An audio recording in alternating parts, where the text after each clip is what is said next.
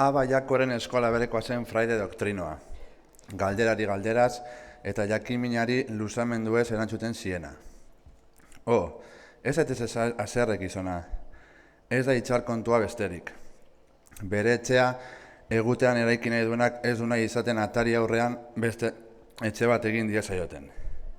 Berea baino eskazagoa litzateken kasuan ere itxal egingo lioke.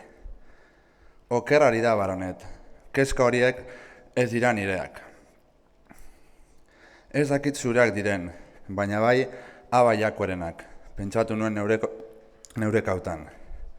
Aspalikoak genituen Aba Jakoek eta biok satolanaren alako liskarrak.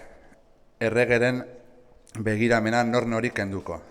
Ez nion ordea, pentsatzen ari nintzenaz ezer adierazi. Baronetka ari zitzaidan behin eta berriro. Eta fraide doktrinoak ez zuen usua apalitxurapean bildutako jarrera oldartu ura. Jakina, egin nion irribarre. Zureko fraideakoen etxea ez da mundu honetakoa. Ez da, trabuka esan eta arnaz hartu zuen fraideak. Nik ez nion ordea, erasoaldi luzetarako aukerarik eman.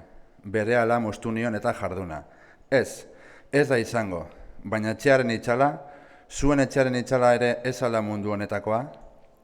Lipar batez izilik gelditu zen fraide doktrinoa, bere baitara bilduta.